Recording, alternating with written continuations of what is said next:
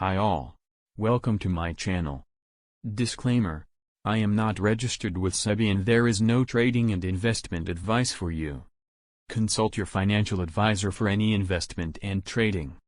Like, share and subscribe RS Trading. Hi all. Welcome to. Hello friends, this is Raghav. Welcome to my channel. So now today's topic, Elliott-Webb theory, second part. So in the first part we already discussed what is Elliott-Webb theory and how it looks like and how it forms. So हमने पहले part में देखा कि कैसे Elliott-web trend form करता है 5 और 3 के पैटर्न में. आज के वीडियो में हम समझने की कोशिश करेंगे कि जो उसका ट्रेंड है वो कैसे बिहेव करता है. तो हमने प्रीवियस पार्ट में देखा कि एलियट-वेब 2 टाइप्स के होते हैं, एक तो डोमिनेंट ट्रेंड्स, दूसरा करेक्टिव ट्रेंड्स. तो आज हम डोमिनेंट ट्रेंड्स को समझने की कोशिश करेंगे. सो this is the Elliott-Webb in the upside when market moves in favor of bulls, and this is for down waves when market moves in favor of bear. So bull और bear में market travel करता है. अगर bull favor में है तो buying number of retailers participants more in the buying sides, then market moves upside. And when the number of retailers or the institutional in sell sides, market moves downwards.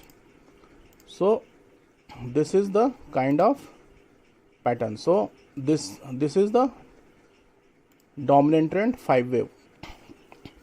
So dominant trend consists of 5 waves. These 5 waves can be either direction up or down. जैसा कि layout में दिखाया है कि dominant trend या तो upside भी हो सकता है या डाउन साइड भी हो सकता है. तो this is called dominant trend.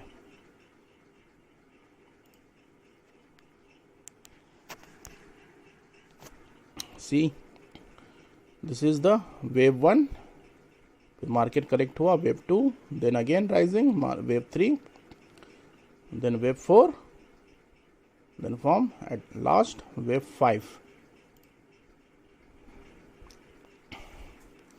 So when 5 waves direction is up, then advancing waves are known as impulsive waves and the declining waves are known as corrective waves.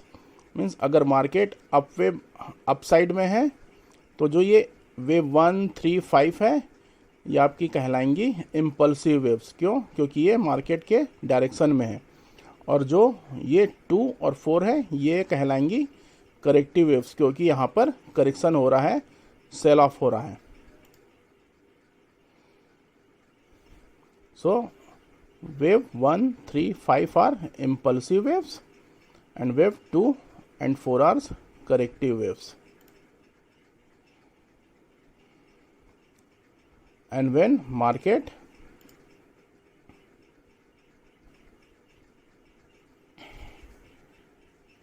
ये आपका है जिसमें wave 1, 3 and 5 impulsive waves and wave 2 and 4 corrective waves, जैसा कि layout में दिख रहा है. So when 5 waves direction is down, then the declining waves are known as impulsive waves and advancing waves are known as corrective waves. So ये जो market अगर down trend में है तो 1, 3, 5 करेक्टिव हो जाएंगे और 1, 3, 5 इम्पल्स हो जाएंगे और 2 एंड 4 करेक्टिव वेव्स हो जाएंगे. सो ये डोमिनेंट ट्रेंड है जिसमें 5 वेव्स की रैली होती है.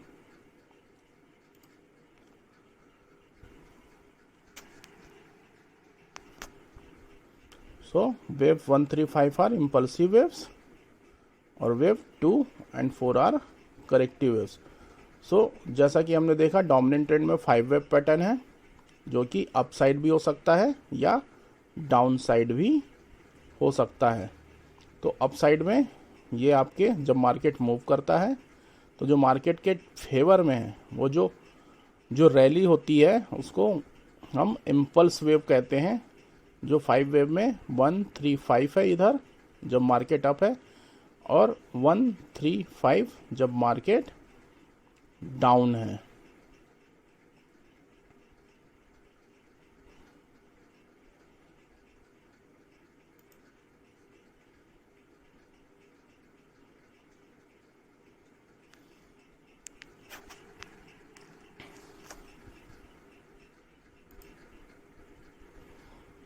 अब इसकी कैरेक्टरिस्टिक्स को समझते हैं डोमिनेंट ट्रेंड का। When markets are rising, step by step हम समझने की कोशिश करेंगे कि उनके कैरेक्टरिस्टिक्स क्या है। जब मार्केट अपवर्ड में है तब उनके कैरेक्टरिस्टिक्स, जब मार्केट डाउनवर्ड में होगा तो फिर उनके characteristics. So this is characteristics of dominant trend when markets are rising. So जैसा कि हमने देखा कि डोमिनेंट ट्रेंड अप साइड भी होता है और डाउन साइड भी होता है। तो ये अप साइड में ये wave 1 2 3 4 5। So wave 2 may not retrace beyond the beginning of wave 1। तो एलियट वेव का एक कैरेक्टरिस्टिक्स है कि जब मार्केट रैली स्टार्ट करता है, उसके बाद जब फर्स्ट फेज का करेक्शन होता है, तो ये जो वेव 2 है, ये वेव 1 जहाँ से स्टार्ट हुआ है उसको क्रॉस नहीं करेंगे, ठीक है। उसके बाद wave 3 can not be the shortest compare to wave 1, और जो उसके बाद नेक्स्ट रैली स्टार्ट होगी आफ्टर करेक्शन, तो वेव 3 की जो रैली होगी वो वेव 1 के कंपेयर में बड़ी होगी। And wave 4 should not overlap wave 1। Wave 4 जो है ये ओवरलैप नहीं करेगा वेव 1 को। And wave 5 must exist wave 3, और जो वेव 5 है इसको वेव 3 को क्रॉस कर देगा। सो ये wave 1 2 3 4 and 5, this is the wave 1 2 3 4 5।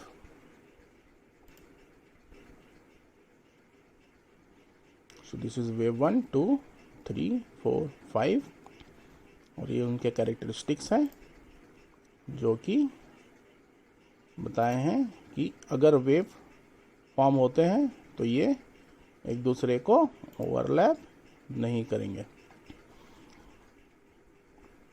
अब इनकी कैरेक्टरिस्टिक समझने की कोशिश करते हैं। जो 5 वेव हैं उनमें वेव 1 पहला, this is wave 1।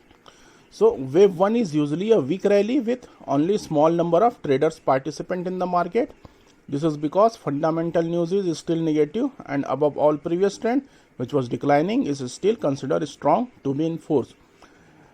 So when the wave 1 started, so number of participants उसमें काफ़ी कम होते हैं। मोस्टली वो बिग प्लेयर्स होते हैं जो मतलब आगे की रैली वो पहले से प्लान करते हैं। दिस इज़ जो जब वो अपना एक्यूमुलेट करते हैं। सो यहाँ पर नॉर्मल जो हम जैसे रिटेलर होते हैं वो पार्टिसिपेट नहीं करते, उनमें फियर का माहौल रहता है, क्योंकि मार्केट जब डाउन ट्रेंड से आता है तो फियर रहता है, लोगों को बिलीव नहीं होता कि हाँ ये रियल में मूव है, तो वो पार्टिसिपेट नहीं करते। तो वेव 1 में जैसा कि बताया गया, this is because fundamental news still negative, क्योंकि उस समय सब तरफ निगेटिव दिखाता है तो लोग इन्वेस्ट नहीं करना चाहते।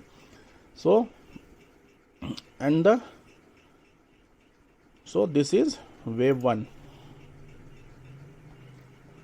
अब वेव 2 को देखते हैं। Wave 2 is sell off once wave 1 is over, and this sell off is very vicious mean sharp. मतलब ये जो वेव 1 के बाद जो करेक्शन होता है वो बहुत शार्प होता है, but wave 2 never extend beyond the starting point of wave 1।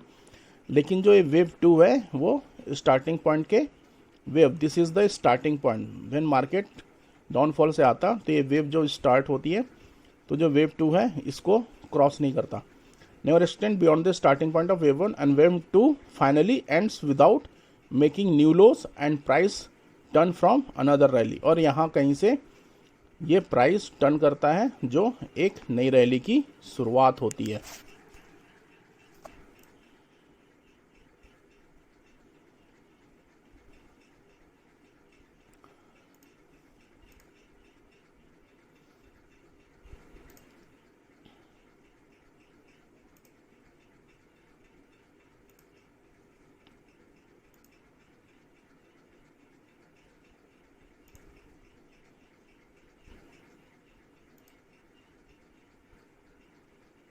अब हम वेव 3 को समझने की कोशिश करते हैं। सो wave 3, the initial stage of wave 3 is slowly rally as market participants are not convinced about the rally. When top of wave 1 is crossed, this is the time when top of wave 1 is crossed, market participants are convinced about the rally and there is sudden buy side interest in the market, and wave 3 is usually the largest and most powerful wave of dominant trend. So जो dominant trend का होता है, जैसे ही हम correction के बाद हम rally start करते हैं और जैसे ही ये वेव 1 को क्रॉस करता है, दिस इज वेव 1, तो बाइंग साइड अग्रेसिवली एक्टिव हो जाते हैं और यहाँ पर ज़बरदस्त बाइंग होती है और मार्केट को एकदम शूट अप कर देती है, चाहे वो इंडेक्स हो चाहे स्टॉक हो, उसको शूट अप करती है और ये उसको एक नए मुकाम तक लेके जाती है। जो rally sudden by side interest in the market, and wave 3 is usually the largest and most powerful wave of dominant trend. और यहाँ पर सिर्फ बाइंग आती है, मतलब नंबर ऑफ सेलर एग्जॉस्ट हो जा रहते हैं और बाइंग होती है जो इसको काफ़ी प्राइस को मूव कर देती है। सो जैसे ही वेव 1 क्रॉस होता है तो वेव 3 फिर सडन मूव करता है।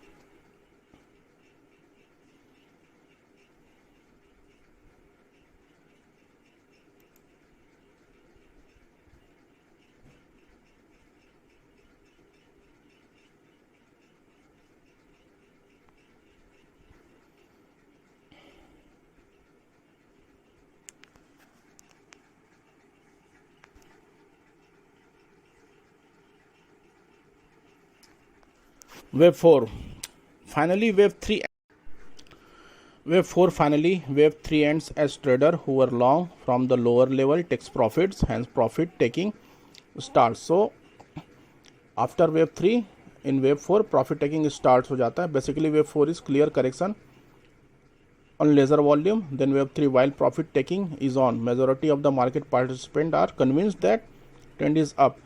मतलब इसमें वेव 4 में वॉल्यूम वेव 3 के कंपेयर में कम होता है क्योंकि यहाँ पर जो पार्टिसिपेंट है वो कन्विंस होते हैं कि ये अभी भी ट्रेंड अप है और वो अपना प्रॉफिट बुकिंग नहीं करते हैं, मेजॉरिटी ऑफ द ट्रेडर्स। सो यहाँ पर प्रॉफिट बुकिंग तो होती है बट वॉल्यूम कम लेस होता है compare to wave 3। Wave 5 is the last wave of dominant trend, although price make new high above wave 3 but volume is usually lesser। wave 5 जब आगे move करता है तो जो wave 5 की जो वॉल्यूम है वो कंपेरेटिवली wave 3 के कंपेयर में कम होती है। Volume finally market top up and enter in new phase. Finally market अब टॉप्स बना चुका है और यहाँ से एक न्यू फेज की स्टार्ट होती है, that is correction. So friends, आज के लिए इतना ही। आगे के टॉपिक में हम देखेंगे characteristics of dominant trend when markets are falling and it will continues till corrective phase. So आज के टॉपिक में इतना ही, बाकी हम आपको अगले एपिसोड में मिलेंगे। होप आपको वीडियो अच्छा लगा हो तो प्लीज़ लाइक सब्सक्राइब कीजिए।